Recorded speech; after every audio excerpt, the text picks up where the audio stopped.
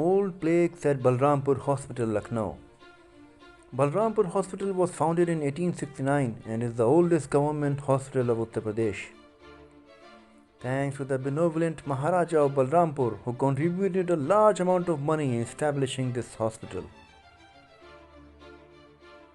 In 1901, this special ward was erected and gifted by His Highness Maharaja Bhagwati Prasad Singh, the Maharaja of Balrampur.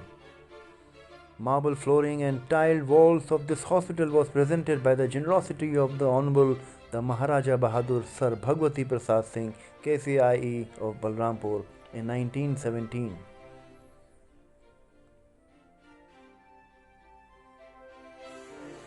This stone was laid on 27th May 1869.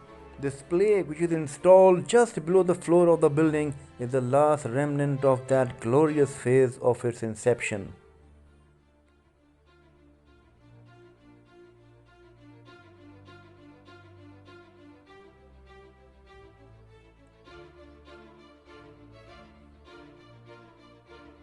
Thanks a lot for being with me. Goodbye.